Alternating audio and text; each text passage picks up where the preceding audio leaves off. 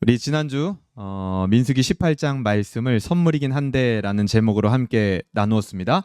여러분, 하나님은요 특별한 자들에게 선물을 주셨습니다. 그 선물이 뭐였습니까? 이스라엘의 죄를 짊어지는 직분과 그 일을 함께하는 동역자가 바로 하나님은 선물이다라고 말씀해 주셨습니다. 물론 지난주 본문에 이 선물을 받은 자들의 반응이 나오진 않았습니다. 그런데 하지만 우리의 반응은 분명했죠. 선물인데 약간 애매하긴 하다라는 것입니다. 왜 그런 생각이 든다고 했습니까? 이 선물은 바로 공적인 선물이었기 때문입니다. 그래서 사적인 신앙에 굉장히 익숙한 우리는요, 공적인 신앙의 선물을 받는 게 익숙하지 않은 것입니다.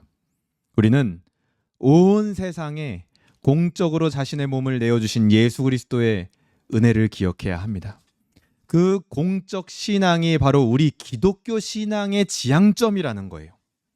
나만을 위한 신앙에서 다른 이의 유익을 위한 신앙으로, 그리고 또 그 신앙의 선물 안에 우리의 몫이 담겨져 있다는 사실을 발견하는 한 주가 되셨나요? 오늘은 민수기 19장의 말씀을 간이 화장실이라는 제목으로 함께 나누어 보도록 하겠습니다. 한번 따라해 볼까요? 간이 화장실. 저는 공공장소에 가면 꼭 화장실을 가봅니다. 제 얘기입니다, 제 얘기.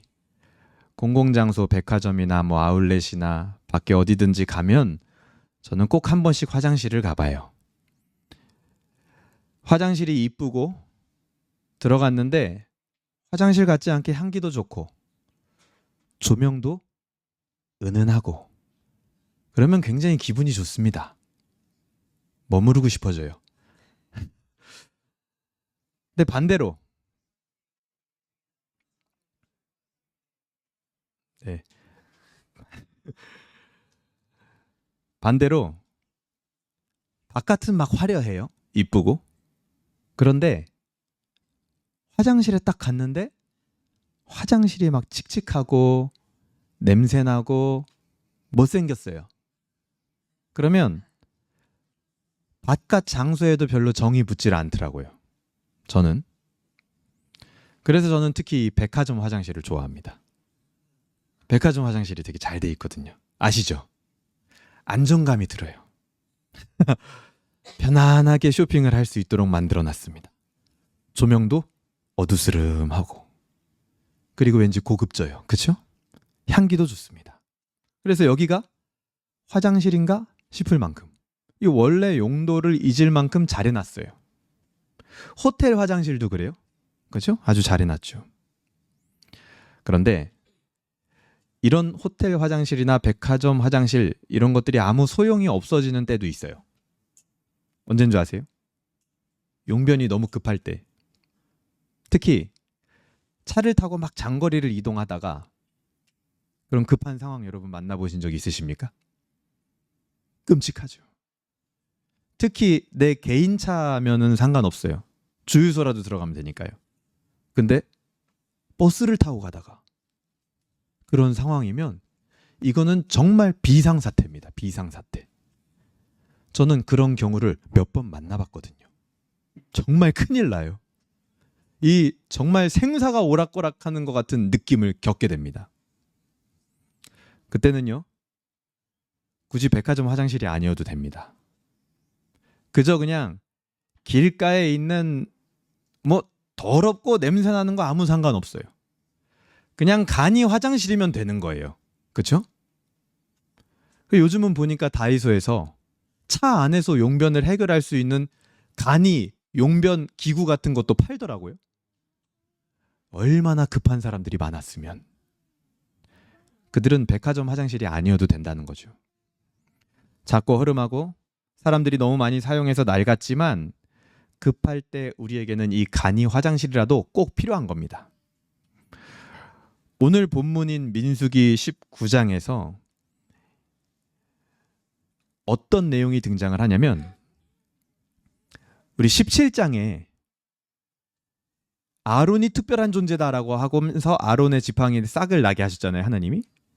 그리고 나서 이스라엘 백성들이 마지막에 뭐라고 했다 그랬습니까? 그럼 우리는 다 죽는 겁니까? 하나님 앞에 나아갈 때 그렇게 얘기했다고 했죠. 그거에 대한 첫 번째 대답이 18장이었습니다. 걱정하지 마라. 선물을 선물로 받는 자들, 직분을 선물로 받는 자들에 의해서 너희는 보호될 거다. 그게 첫 번째 대답이었어요. 오늘 이 19장이 뭐냐? 두 번째 답변입니다. 오늘도 하나님은 너희에게 죄가 있지만 너희가 부정하지만 죽지 않는 방법이 있다. 근데 그 방법이 좀 특이해요. 여러분 질문 드리겠습니다. 보통 이스라엘 백성들이 부정해지거나 죄 문제가 생기면 그 문제를 어떻게 해결합니까? 어떻게? 네? 제사. 그 중에서도 어떤 제사? 죄를 지었어요. 어떤 제사? 속죄제를 드리죠. 속죄제. 죄를 사하는 제사를 드릴 거 아니에요. 그런데 그거 말고 다른 방법이 있다고 오늘 말씀해 주시는 거예요. 그게 뭐냐? 간이 화장실이 아니라 간이 속죄제가 있다라는 겁니다. 간단하게 드리는 속죄제가 있대요. 여러분 급할 때는 백화점 화장실보다 간이 화장실이 유용했던 것처럼 간이 속죄제가 꼭 그랬던 겁니다. 오늘 본문을 통해서 이 간이 속죄제를 통해서 나타난 하나님의 은혜가 우리에게도 임하길 주님의 이름으로 소망합니다. 오늘 본문에 등장하는 간이 속죄제는요, 아주 간단한 방법으로 이스라엘의 부정을 씻는 방법이었습니다. 만약에 여러분 생각해 보세요. 이스라엘 백성들이 부정해질 때마다 죄가 생길 때마다 속죄제를 드려야 했다면 어떨까요? 이게 상당히 번거로운 일이 됩니다. 그렇죠? 여러분 기도해야 될 때 무조건 교회에 와야 된다. 어떨까요? 되게 힘들죠. 마찬가지예요. 이스라엘 백성들도 죄가 생길 때마다 속죄제 드려야 된다? 번거로울 뿐더러 비용 문제도 만만치 않아요. 왜냐하면 제물을 바쳐야 될 거 아니에요. 그래서 이 간이 속죄제를 하나님은 마련해 주신 거예요.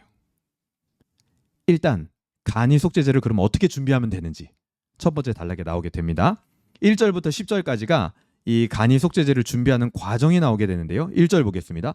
여호와께서 모세와 아론에게 말씀하여 이르시되, 이 1절부터 범상치가 않아요. 왠지 아세요? 보통 모세면 모세, 아론이면 아론, 하나님이요 특정 사람에게 말씀을 먼저 줍니다. 근데 오늘은요 두 명이 공동으로 등장을 했네요. 그만큼 이 규례가 중요하다는 걸 보여주는 거예요. 두 명에게 공동으로 말하는 장면이 거의 없어요. 근데 여기서 그렇게 말했다. 이게 이름은 간이 속죄제지만 사실은 굉장히 중요한 개념이라는 거예요. 2절 보세요. 여호와께서 같이 읽어보겠습니다. 2절 시작. 여호와께서 명령하시는 법의 율례를 이제 이르노니 이스라엘 자손에게 일러서 온전하여 흠이 없고 아직 멍에 매지 아니한 붉은 암송아지를 내게 끌어오게 하고. 자, 간이 속죄제의 핵심 재료가 뭐였냐? 붉은 암송아지예요. 근데 조건이 엄격합니다. 어때야 된대요? 흠도 없어야 되고 아직 멍에도 매지 않아야 된다라는 겁니다. 그리고 심지어 색깔까지 언급을 하네요. 붉어야 된대요.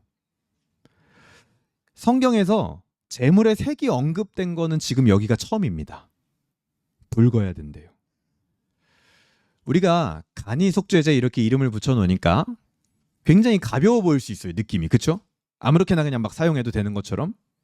그런데 하지만 그것을, 이 방식을 절대 가볍게 여기지 못하도록 하나님은 엄격한 제물의 기준을 요구하시는 거예요. 이 제물만큼은 엄격하게 드려야 된다. 그러니까 이거 가볍게 여기지 말아라.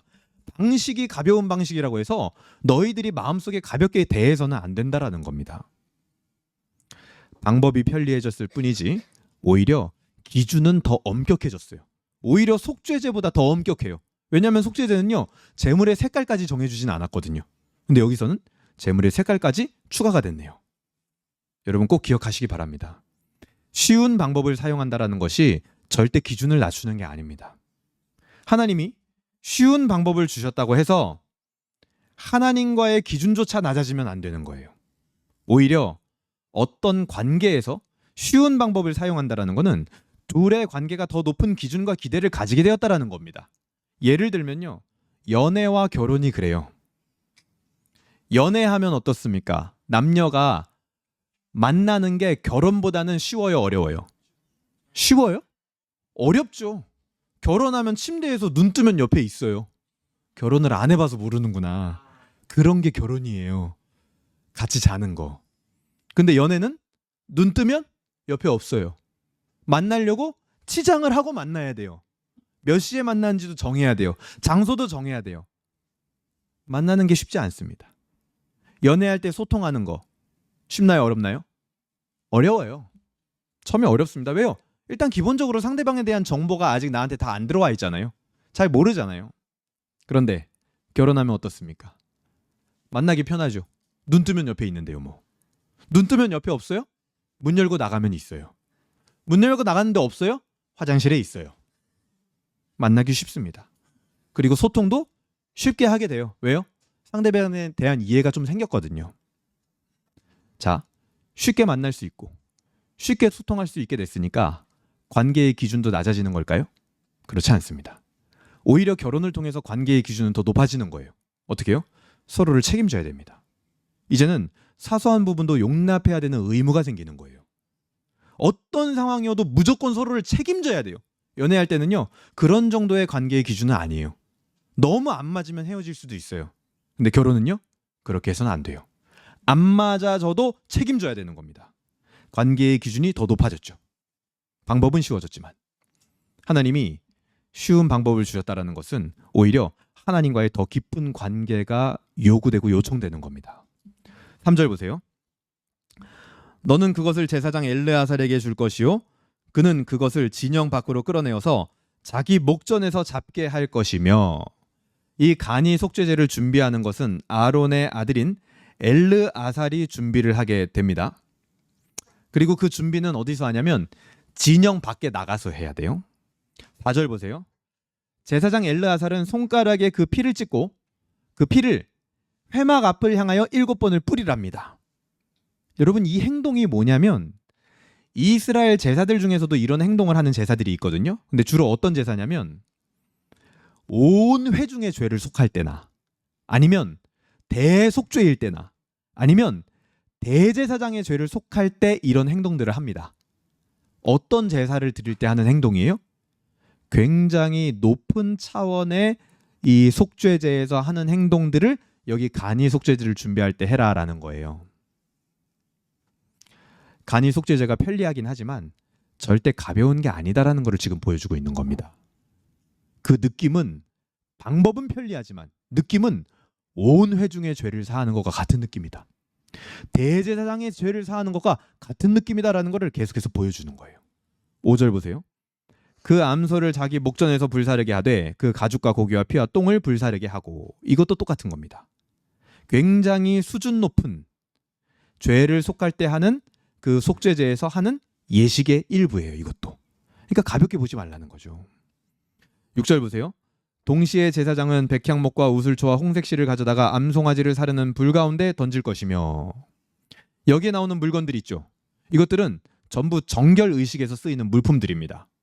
그래가지고 붉은 암송아지랑 백향목이랑 우슬초랑 홍색실을 가져다가 다 한 번에 태워요. 다 태우고 나면 거기에 뭐가 남을까요? 재가 남겠죠. 재더미가 되겠죠. 그쵸? 그러면 어떻게 하냐면 9절 보세요. 같이 읽겠습니다. 9절 시작. 이에 정결한 자가 암송아지의 재를 거두어 진영 밖 정한 곳에 둘지니 이것은 이스라엘 자손 회중을 위하여 간직하였다가 부정을 씻는 물을 위해 간직할지니 그것은 속죄의 죄니라. 자, 재가 남았어요. 그러면 그 재를 어떻게 하냐면 쓸어 모읍니다. 거두어요. 그래서 그거를 진영 밖에서 보관을 하다가 이스라엘 백성 중에 누구에겐가 부정이 생기면 그 재를 가져와 가지고요, 물에 이렇게 타는 거예요. 그래서 그 물에 탄 재, 그러니까 재를 탄 물을 부정을 씻는 데 사용하는 겁니다.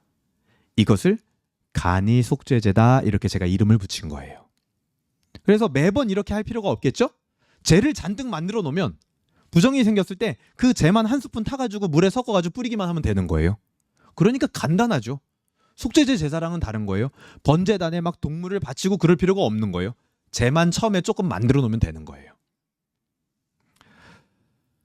특히 이것은 진 바깥에서 만들라고 했습니다. 그리고 보관도요, 진 바깥에서 하라고 했어요. 그래서 회막 안으로 굳이 들어오지 않아도 진 바깥에서 사는 백성들이 편안하게 이용할 수 있는 겁니다. 그렇죠? 굳이 막 회막에 들어가면서 제사장들 눈치를 보면서 그러지 않아도 돼요. 회막 바깥에서 나 좀 부정해진 것 같아. 그러면 그거 얼른 가루 가져와가지고 뿌려달라고 하면 되는 겁니다. 여러분, 진 바깥은요, 이스라엘 백성들의 삶의 터전이에요. 그들의 일상생활이 있는 곳입니다. 그렇기 때문에 부정이 더 자주, 더 많이, 더 수시로 생길 수 있는 곳인 거죠. 그걸 아시기 때문에 하나님은 진 바깥에서 바로바로 사용할 수 있도록 하신 거예요. 얼마든지 너희들의 삶의 터전에서 부정이 많이 생긴다는 걸 하나님도 아신다라는 거죠. 그래서 바로바로 거기에다 두고 사용해라. 더러워질 때마다. 여러분, 이스라엘의 광야 이 40년은요, 어떻게 보면 이와 같이 부정을 씻어내는 전쟁이었습니다. 이 부정을 씻어내는 것만이 그들이 생존할 수 있는 유일한 길이었어요. 이스라엘 백성들이 17장에서 말했어요. 하나님, 그럼 우리 다 죽는 겁니까? 우리 죄가 있고 특별하지도 않은데? 그래서 하나님은 이 방법을 주신 거예요. 걱정하지 마. 간이 속죄제를 만들어가지고 니들이 부정해질 때마다 수시로 씻게 해줄게. 회막이 오지 않아도 씻게 해줄게. 그래서 너희는 죽지 않을 거야. 부정을 씻어야 죽지 않기 때문에. 광야 40년은요, 그 전쟁인 거예요. 부정을 씻어내는 전쟁. 이게 바로 이스라엘의 진짜 생존입니다.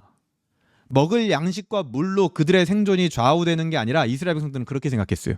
먹을 양식과 물로 우리의 생존이 좌우된다. 그런데 하나님은 뭐라고 하시는 거예요? 그걸로 너희의 생존이 좌우되는 게 아니야. 부정을 씻어내고 있느냐?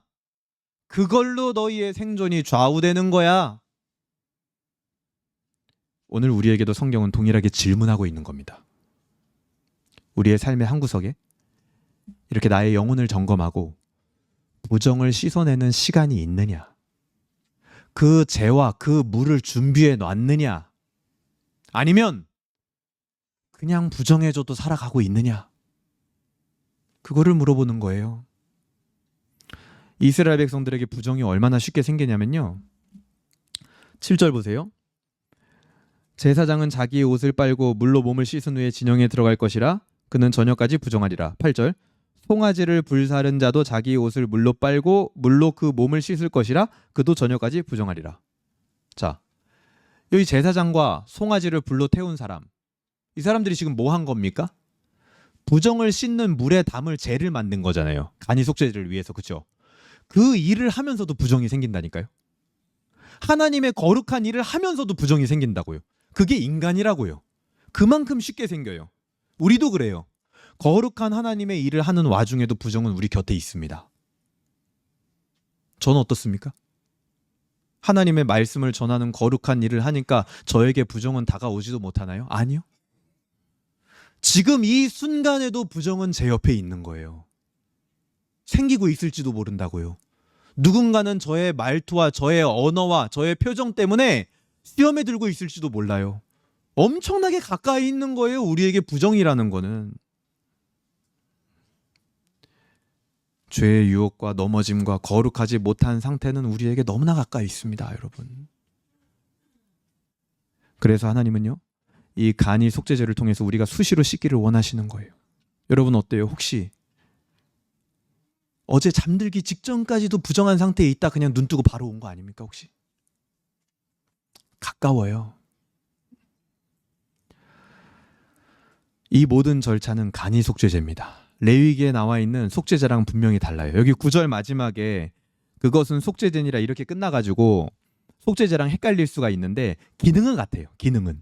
근데 하지만 방법이 다릅니다. 그래서 간이 속죄제 이렇게 이름을 붙인 거예요. 그리고 11절부터 22절 두 번째 단락, 오늘 마지막 단락은요. 그러면 이 간이 속죄제로 어떤 상황들을 주로 씻어내야 되는가? 모든 걸 다 씻어야 돼요. 근데 특히 이런 상황들에서 너희가 이것을 사용했으면 좋겠다? 하나님이 말씀해 주십니다. 12절 보세요. 같이 읽어볼게요. 12절 시작. 그는 셋째 날과 일곱째 날에 잿물로 자신을 정결하게 할 것이라. 그리하면 정하려니와 셋째 날과 일곱째 날에 자신을 정결하게 하지 아니하면 어떻게 된다? 그냥 부정하니. 그러니까 씻지 않고 자동으로 정결해지는 방법이 있다 없다? 없다. 부정함이라는 거는요, 시간 지나면 해결되는 게 아니라는 거예요. 음식물이 기름기가 내 손에 묻었어요? 시간 지나면 닦여지기도 하죠. 딴 데 묻고 다니면서. 그렇죠? 근데요, 우리의 영혼에 그리고 하나님 앞에 부정함이라는 것은 씻지 않으면 자동으로 해결되는 방법이 없대요. 절대 해결 안 된대요. 그리고 그렇게 놔둔 부정은요, 가만히 있는 게 아닙니다. 우리 손에만 묻어 있는 게 아니라 어떻게 되냐면 13절 보세요. 누구든지 죽은 사람의 시체를 만지고 자신을 정결하게 하지 아니하는 자는 여호와의 성막을 더럽힘이라.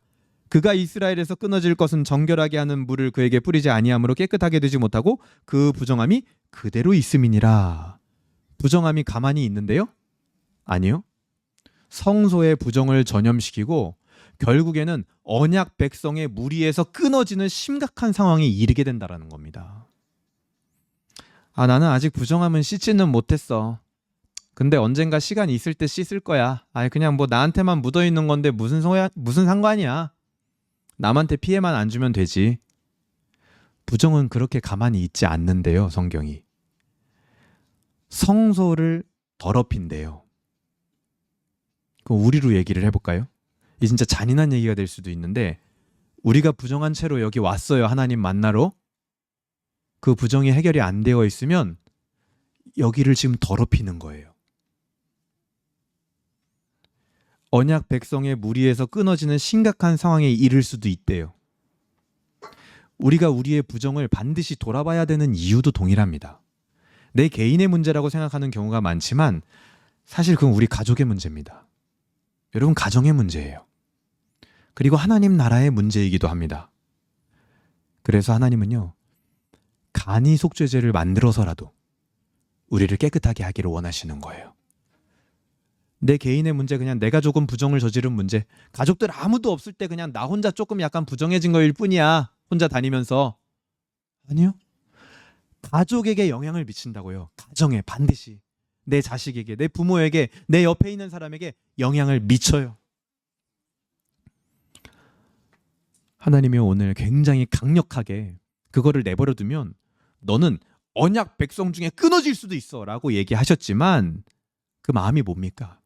결코 그렇게 되기를 원치 않기 때문에 간이 속죄제를 만든 거 아닙니까? 최소한 그 끊어지는 지경까지 가는 거는 막아야 된다라는 거예요. 우리도 마찬가지예요. 우리 안에 죄가 있고 부정함이 있습니까? 여러분, 최소한 여러분들이 하나님 앞에 끊어지는 거 그 전에는 빨리 그거를 해결해야 돼요. 최소한 그것이 내 가정에 너무 심대한 영향을 미치기 전까지는 해결을 해야 된다는 겁니다. 16절 보세요.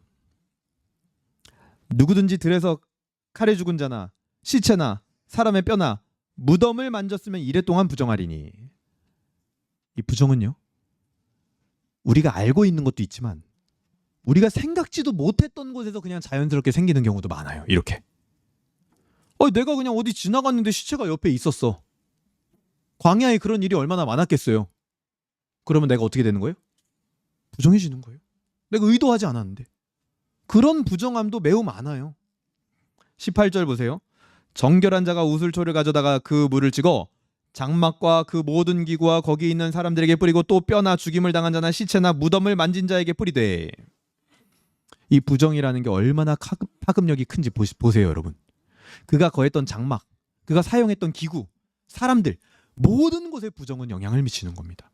그만큼 부정은 전염력이 강해요.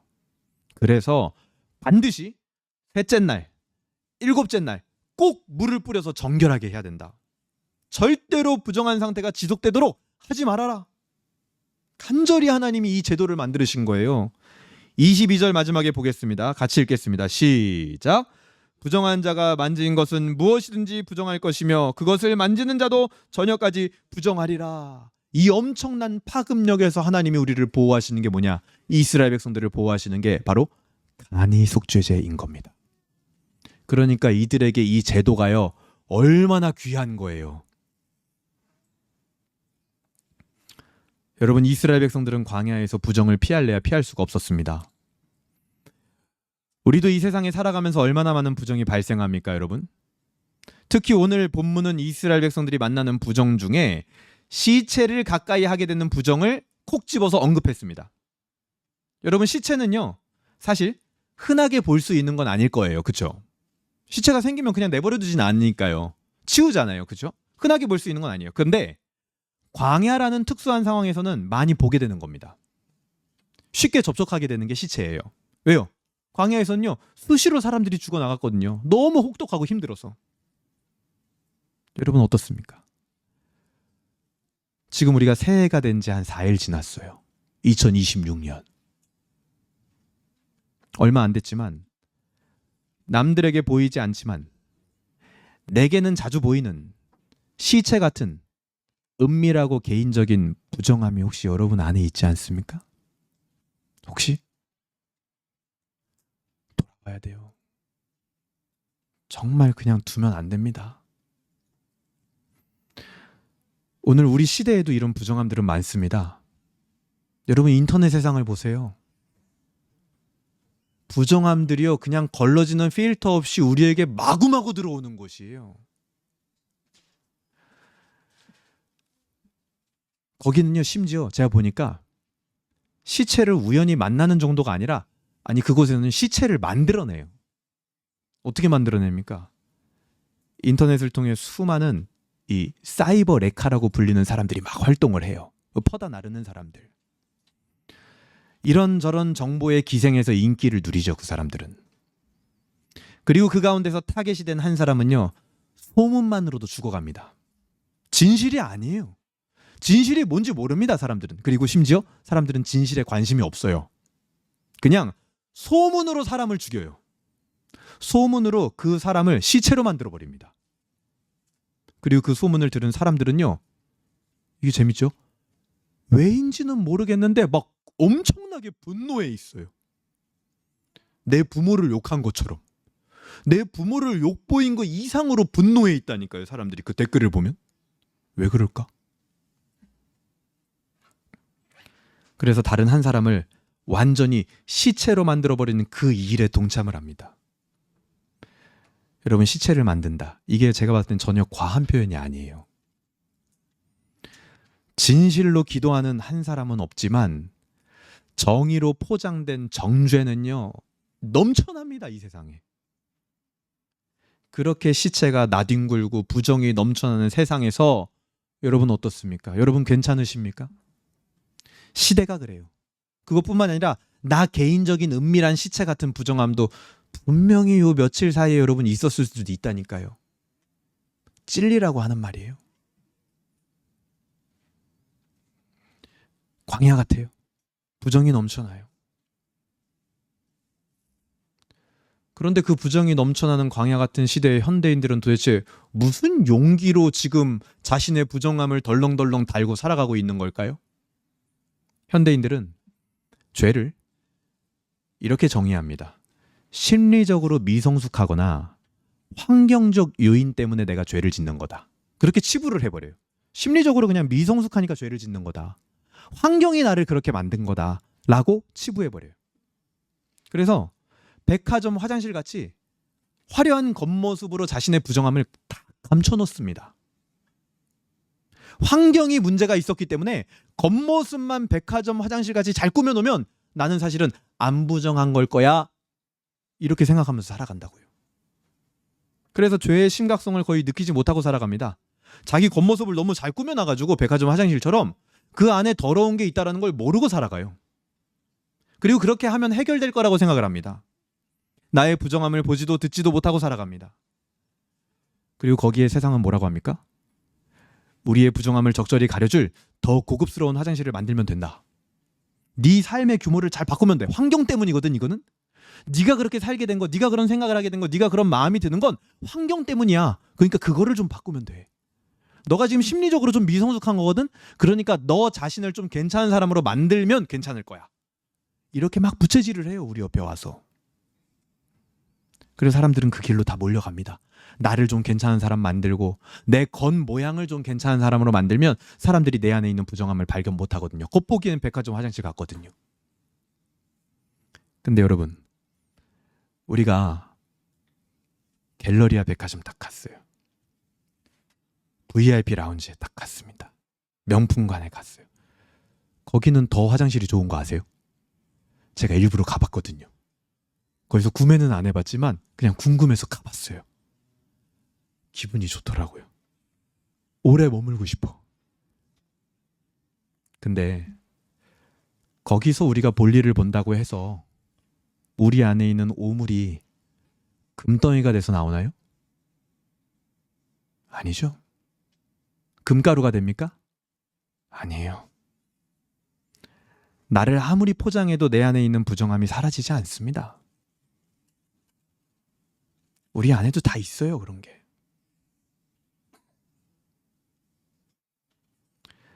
하나님의 진단은요, 지금 세상의 문화와 분명히 다릅니다, 여러분.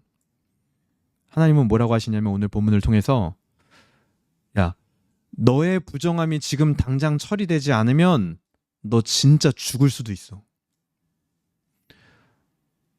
너의 부정함을 이렇게 세상에서 말하는 것처럼 교묘하게 가려놓고 살면 될 것 같지? 아니, 너 언젠간 그러다 죽는다. 이게 하나님의 진단이에요. 심각하게 보시는 거예요.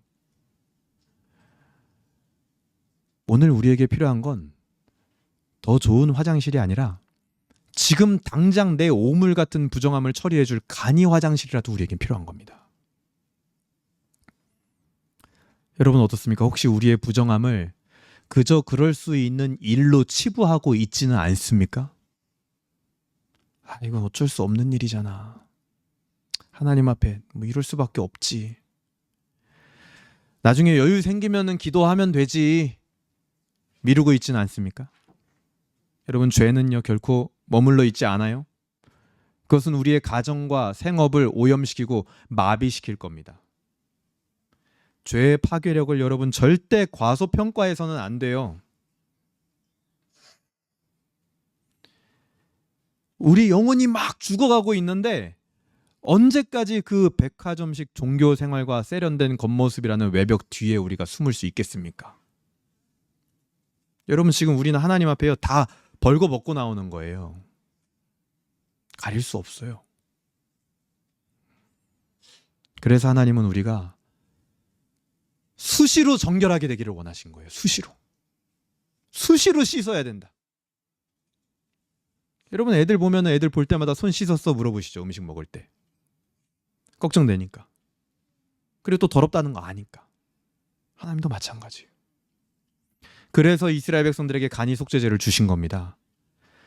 반드시 내가 이 백성을 부정한 상태로 내버려두지 않겠다라는 하나님의 의지의 표명이에요. 짐 밖에서라도 그 죄를 물에 섞어서 빨리빨리 뿌려라. 속죄제? 그 복잡한 방법 안 거쳐도 깨끗해지는 방법이 있다라는 거예요. 파격적이죠. 그리고 하나님은 이제 시간이 흘러서 또 하나의 이 간이 속죄제보다 더 편리한 속죄제를 만드셨어요. 이전보다 더 편해졌습니다. 더 쉬운 방식이에요. 너무 쉬워가지고 이 방식은요 그냥 막 허름한 간이 화장실처럼 별 가치도 없어 보여요. 이거 너무 쉬워가지고. 그래서 사람들은 되려 너무 쉬워 보이니까 이 방식을 믿지를 못합니다. 왜요? 아니 이렇게 쉬운 게 뭐 별것도 아닌 것처럼 보이는 게 어떻게 이게 나의 심각한 마음의 문제를 해결할 수 있어. 말이 안 되지. 이 방식을 믿지 못해요. 이게 어떤 방식입니까? 바로 예수 그리스도를 믿는 그 믿음의 방식이에요. 믿으면 돼. 너무 쉬워. 그러니까 오히려 못 믿어. 그 쉬운 방식으로 뭘 할 수 있다고. 믿음으로 나의 부정의 문제가 처리될 수 있다라는 방식을 하나님이 만드신 겁니다. 그 방식은요. 화려한 백화점 화장실과는 거리가 멀어요. 그러나 인생의 고속도로에서 정말 급박하고 절박한 순간 그때 우리를 살리는 거는 백화점 화장실이 아닙니다, 여러분. 길가에 놓인 투박한 간이 화장실이에요. 복음은 그 절박함을 느끼는 자들에게 주어지는 기쁜 소식인 거예요. 너희들에게 저기 문제를 처리할 수 있는 허름해 보이지만 그 간이 화장실 같은 존재가 왔다. 기쁜 소식이죠. 절박한 사람들에게는. 내가 나의 어떤 외형으로 내 부정을 가릴 수 있다라는 착각을 버리고 비로소 이 투박하고 거친 예수 그리스도의 십자가라는 그 간이 화장실이 나의 생명줄임을 아는 사람들은 너무 감사한 겁니다. 그 급박한 상황에서야 사람들은 깨닫게 되는 거예요. 내 인생의 급박한 상황이 닥쳐야 예수님밖에 없구나. 예수님을 붙들어야 되는구나. 왜 꼭 급박한 상황에 가서 깨닫느냐는 거예요. 안타깝죠. 그래서 또 은혜입니다. 급박한 상황인데 막 여러 절차를 거쳐야 된다고 생각해 보세요.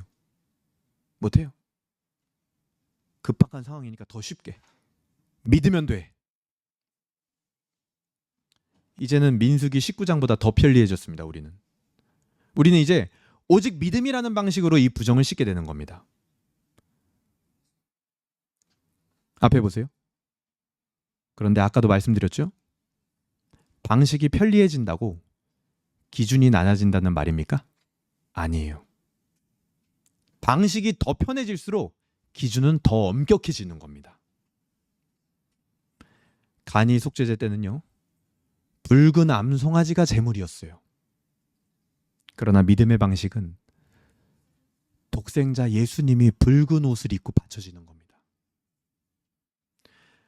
간이 속죄제에서는 제물이 도살되어져 태워져 가지고 제가 되지만, 간편한 믿음의 방식은 우리 주님이 십자가에서 고난받고 성부 하나님께 버림받으며 그야말로 잿더미같이 소리 지르면서 끝났어요. 예수님이요, 소리 질렀다라는 표현.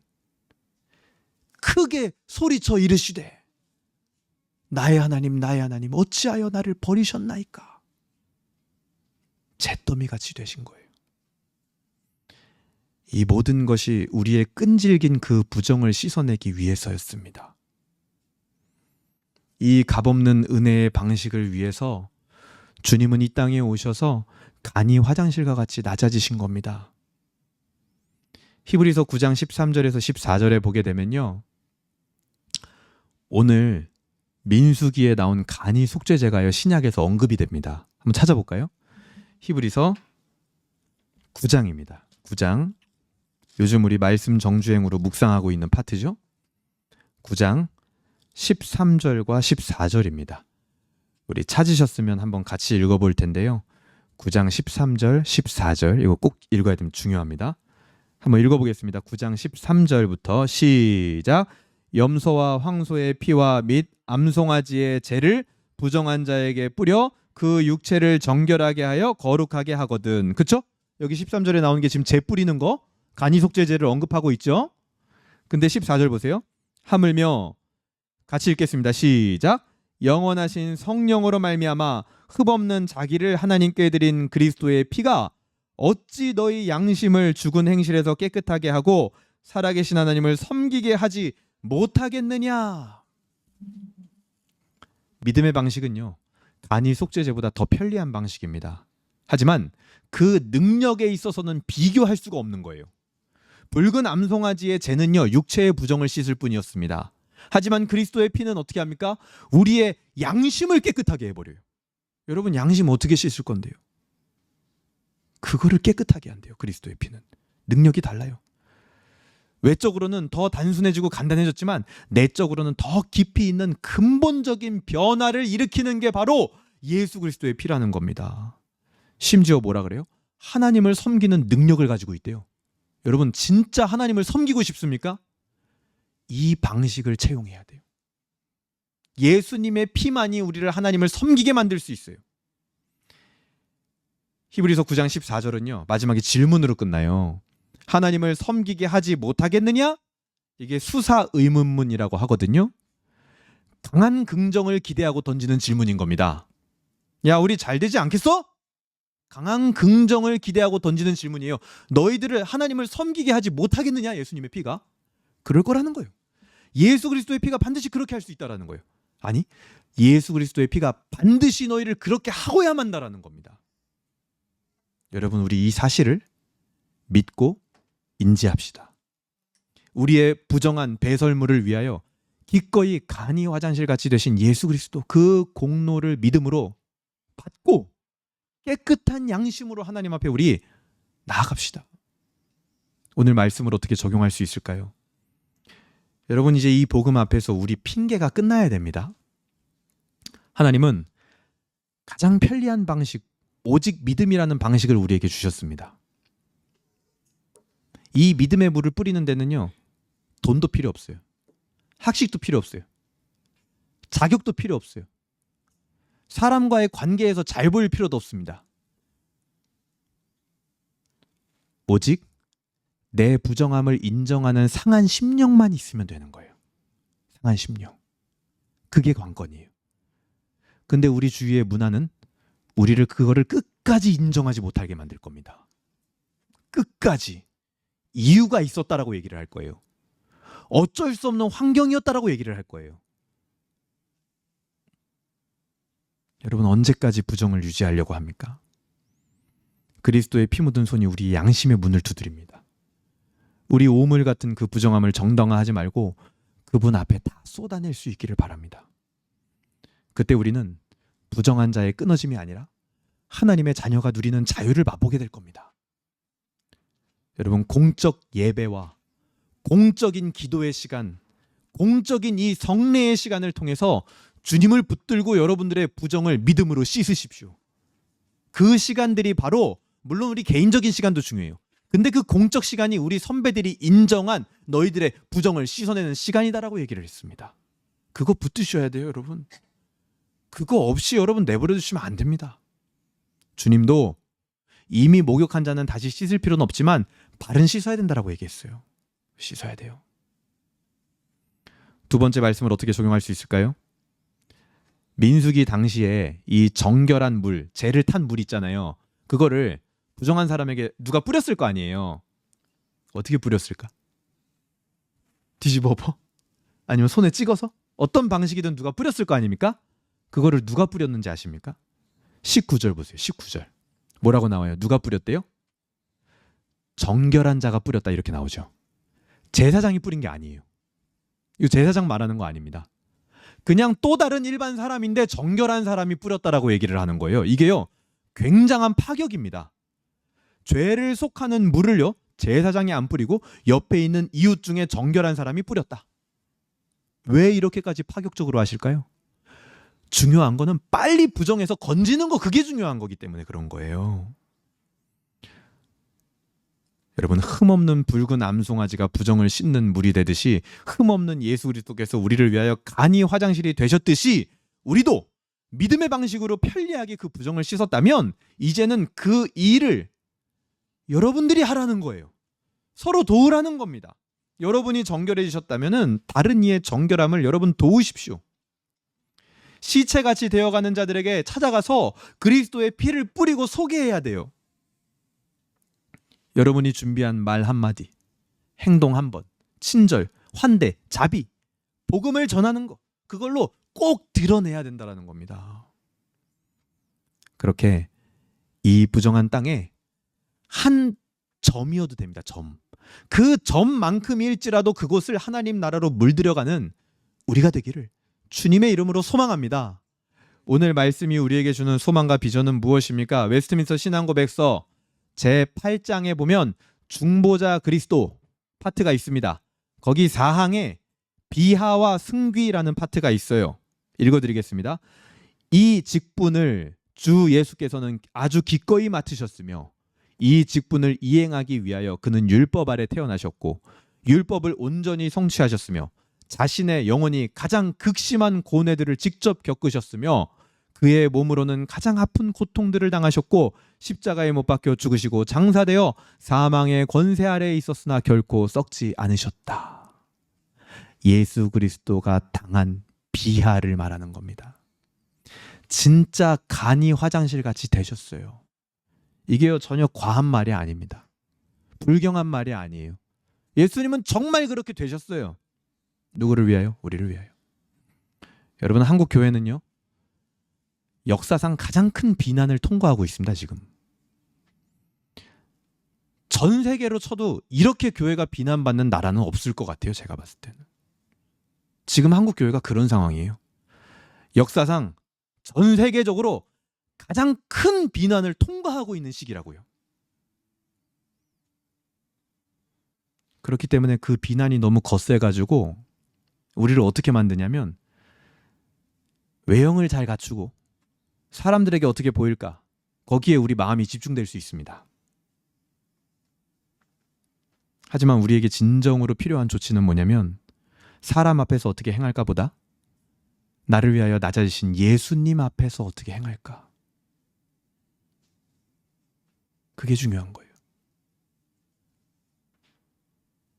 사람들이 보기에 괜찮아 보이게 여기 옷 번지르르하게 입고 와서 예배는 드리고 있지만 그 안에 예수님 앞에 부정의 문제가 해결되지 않았다면 여러분 어떻게 할 겁니까?